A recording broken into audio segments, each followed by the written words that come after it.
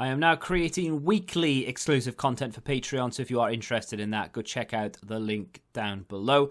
And of course, if you want to avoid the random lottery of FIFA points, you want to go straight to the source, buy the players directly, use u7buy.com and use the code TVM at checkout. What is going on, guys? TVM here. Welcome back to another video. A bit bigger of a Team of the Season review today. We do have a new Team of the Season this evening. I'm pretty sure it's going to be Turkish League. There may have even been a screen, actually, given out yesterday where we know what league it is. I didn't even look at that. Anyway, we're going to talk about Martin Odegaard today. Interesting one, really, because he's not too expensive. He's a 92 rated card. He's got a lean body type. He has got a 5-star set of skills. He's got insane dribbling across the board, apart from the reactions, which we'll talk about. He's got pace. He's got shot power. His passing is crazy good. And yet he's only, what, 250, 280? That is a pretty damn good price point. So why is he so cheap? That is the question that we need to ask ourselves, because there are other cards such as Santi Cazorla, who is around the same price, and yet Cazorla's card is not as usable, not because he's not meta, that's a word that's been thrown around a lot, but it's down to the stamina with Cazorla. You know, he could be a good card, but he's not going to last you more than one half, realistically, before you have to sub him out. Odegaard is not going to do that to you. He's got 99 stamina. This card will literally last you the entire game. So my question is he worth the coins? He has other cards, we know this.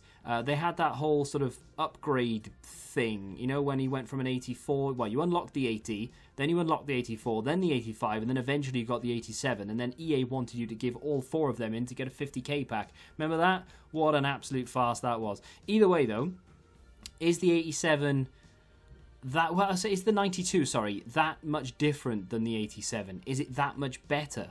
Because on paper, interestingly enough, this has not been boosted by as much as you'd expect an overall of 5 to have been boosted by. So what I'm trying to say is that Future Stars... Wait, is it Future Stars? Is that what the promo was? I'm all over the place with these cards. I think it was a Future Stars. Either way, that was an 87 rated card. This Team of the Season is a 92. So you've got a 5 overall gap there. The difference between the two cards is not a 5 overall. In some cases, is only like 2 or 3 points that he's been upgraded by. So 4 in acceleration and sprint speed, 4 across the board for shooting. We've got 4 across the board for passing, only 3 for dribbling across the board, meaning only reactions go up by 3, and composure the same, which I think is quite poor, really. Defending goes up by 5, yay! And then physicals are up by, well, it says 10, but they are negligible upgrades because 8 strength is still only going to give him 61, and the 8 aggression still only gives him 62, and then of course it's only 4 on stamina. I mean, it can't go any higher than that because it's hit 99, so that's fair enough. And then jumping goes up by 9, which is kind of irrelevant because he's only got 71 heading accuracy. So if you've got the 87, you might be sat there thinking, well, is it really worth me upgrading this card? And it's a valid question. Most of the time, yes, it is worth you upgrading to a inform, to a special card, but on this occasion, in this instance, there you go, maybe it isn't. You know, 5-star skills is nice, medium work rates are a little bit irritating. None of that has changed from the 87, so it's a shame that they didn't just say, look, you know, we know the upgrade isn't as big as it could be, have a 4-star weak foot. That would have been nice, because that would have given you a reason, or have a high attacking work rate, or have high work rates, you know, as a box-to-box midfielder, for example. Maybe not as good, actually, because he doesn't have any good sort of defending side of his game, so maybe that's not really, yeah. I'm not going to talk about the 87 anymore, though. We're going to talk about the 92 as if it's an independent card and the 87 doesn't exist for a few minutes. So, is he any good? That's the question. Answer, yes. He's actually very good, like very, very good, to the point where that price tag of between 240, 280 isn't actually that bad at all. Like, that is a really, really good price for this card. There are a lot of reasons why you should pick him up. There aren't really that many reasons why you shouldn't. You know, there aren't that many negatives. So let's try and focus on those negatives before we hit the positive, because the positives are going to come thick and fast. The negatives are few and far between. Let's get them out of the way. Obviously, the elephant in the room is the positioning. That is, and not, well, maybe not even the elephant in the room. Maybe you didn't even look at that. But 81 positioning on a 92 rated attacking-minded card is maybe not that great.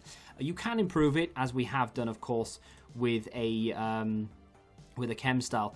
I sort of threw around a lot of chem styles on this because I really wanted to boost up the positioning, and then at the same time I wanted to give him better finishing because he doesn't really have great either, right? So 84 finishing, 81 positioning, neither which are that good. With a Deadeye, for example, he goes to 99 finishing, 96 positioning, but then you don't really get a big boost of anything else. You know, his passing is already 97, so that only goes up by 2. His free kicks are already good enough anyway, and that goes up from 93 to 98, and that's it. You know, you get 5 curves, sure, but who really cares about that? So he doesn't really get a massive upgrade with a Deadeye. The sniper was something that I looked at as well, of course, because you do get a 5 positioning, 15 finishing, the agility, the balance, and the reactions, which I feel like need to be boosted, and then of course the composure goes up. There's an awful lot you can do. Of course, in the end, I decided just to stick with that Deadeye because it didn't really make an awful lot of sense trying to bump up a few things here or there when realistically the Deadeye is going to hit the major area, the major concern that I had. His positioning without the Deadeye is questionable. Depends what position you play him in, depends what instructions you have on him, of course, but he does wander from time to time, and I don't think it's a good wander. It's not like he's looking for the ball or looking to move into space or anything. He just sort of loses where he is, and then it's up to you to try and put him back there, or it's up to a reset, so if the ball goes out of play, for example. So that can be a little bit annoying if you play him as a centre midfield player. I actually play him as a cam, and I feel like that may be his best position, because you've got that really good passing, insane vision, good crossing if he sort of drifts out wide. You've got really good free kicks, not that that is associated with being a cam or anything, but just to let you know that he does have really good free kicks.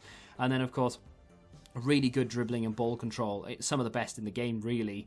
He is 5'10 with a lean body type, so he is meta in every sense of the word, with regard, or rather he fits the meta in every sense of the word with regards to responsiveness when the game allows you to be, maneuverability, the pace feels really nice because he's not too tall. With a chem style, he's really good in front of goal, his passing is really good.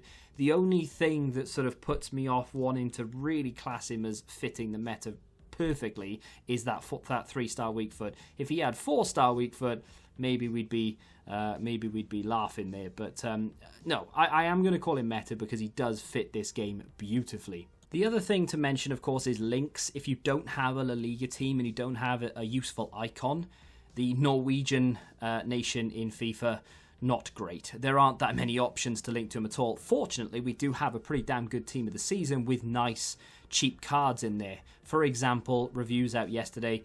Ocampos is quite nice. Lucas, I forgot his name, Perez. He's decent. I wouldn't necessarily say go out and get him, but he's not too bad. And then, of course, you've got really good SBCs in Saul and Fatty. You can get both of those. Link in Odegaard really nicely, but I'll leave that down to you.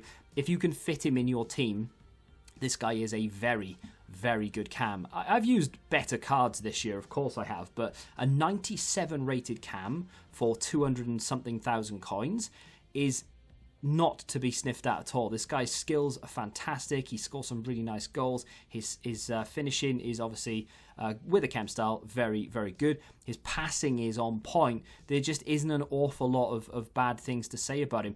You can argue that the medium work rates it's not really ideal, and yeah, it's not. I would prefer to have a high attacking, but I've given him stay forward, and where possible it's something like a get in behind type instruction for different formations, and that works a treat. He doesn't really roam backwards, not in great positions every now and again without the chem style like we've mentioned, but still very, very capable. The reactions at 86, does that come into play? Not really, so long as you have decent gameplay. 91 agility and a lean body type with the dribbling and ball control and composure and the pace is enough to make this card feel responsive. I wouldn't say he's like sharp, like he's not Neymar, but he is very good on the ball. His drag backs are very good. His skills are responsive when the game allows you to be.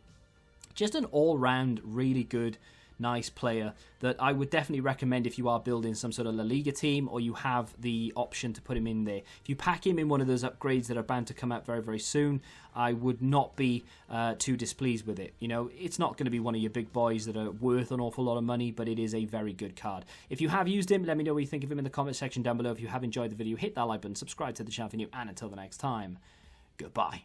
Football Index. The game changed. Download the app now.